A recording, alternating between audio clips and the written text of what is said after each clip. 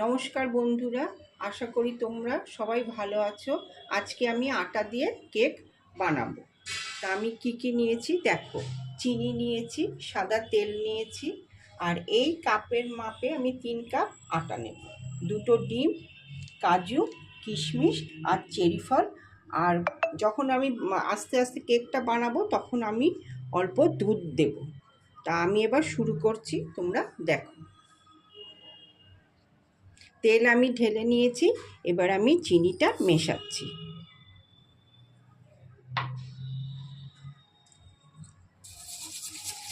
দেখো অনেকটা মিশে গেছে। এবার আমি এই মাপের আটা দেব 3 কাপ।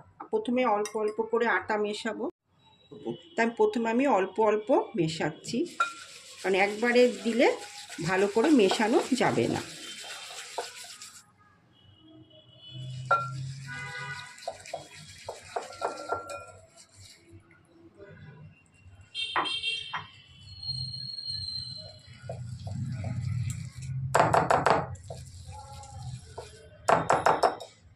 এবার আমি একটা ডিম ভেঙে দিচ্ছি।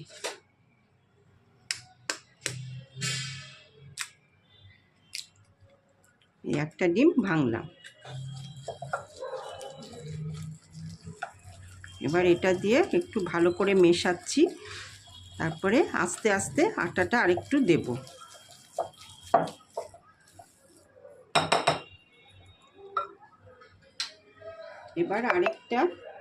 এবার আরেকটা ডিম ফাটাচ্ছি।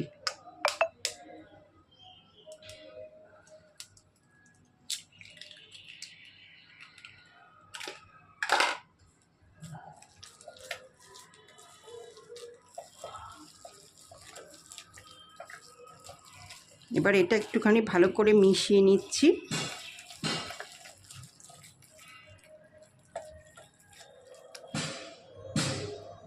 এবার আমি অল্প অল্প দুধ দিয়ে এটাকে আরেকটুখানি পাতলা করছি।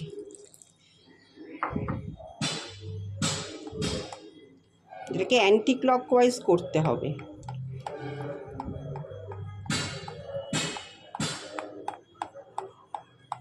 দেখো ব্যাটারটা কিন্তু বেশ সুন্দর তৈরি হয়ে গেছে।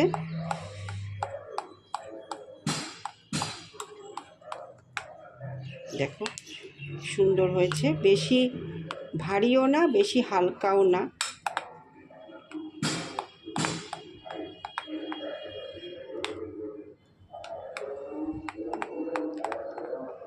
এবার আমি এটার মধ্যে 1 চামচ বেকিং পাউডার মিশিয়ে নেব। মিশিয়ে নিয়ে আরেকটু ভালো করে এটাকে ঘুরিয়ে নিচ্ছি, যাতে ভালোভাবে মিশে যায়।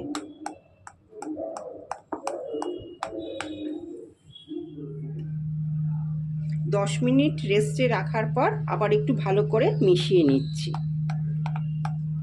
দেখো একদম ব্যাটারটা খুব সুন্দর হয়েছে। এবার আমি ওই পাত্রের মধ্যে ঢেলে নেব। এবার এই পাত্রের মধ্যে কেকের মিশ্রণটা ঢেলে দিলাম, তারপরে ভালো করে সমান করে নিচ্ছি।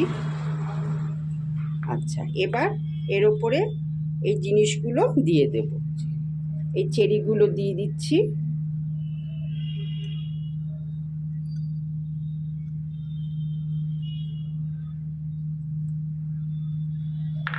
কিশমিশ দিয়ে দিচ্ছি,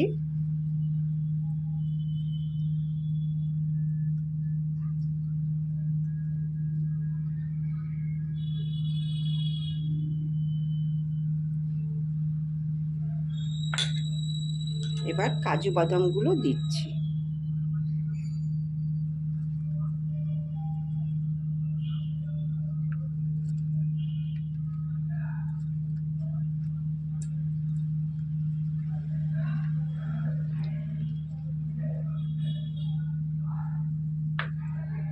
এবার এই কোকোর গুঁড়োগুলো দিয়ে দিচ্ছি, ওপরে দিয়ে দিচ্ছি।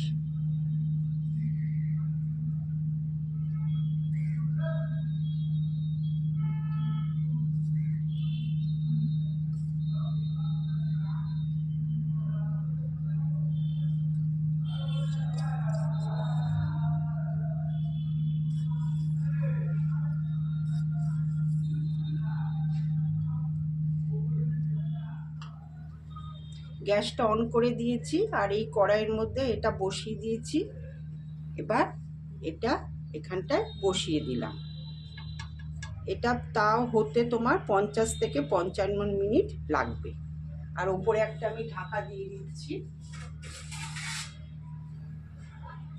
উপরে এই ঢাকাটা দিয়ে দিলাম আর গ্যাসটা ফুল ফ্লেমে রাখলাম। আবার কিছুক্ষণ পরে এসে তখন আবার ফ্লেমটা কমিয়ে দেব। এই মুহূর্তে পুরো ফ্লেমে রেখেছি। তৈরি হয়ে গেল আটার কেক। তোমরাও এরকম করে বানিয়ে অবশ্যই খেও, আর আমাকে খেতে কেমন হয়েছে কমেন্ট বক্সে জানাতে ভুলো না।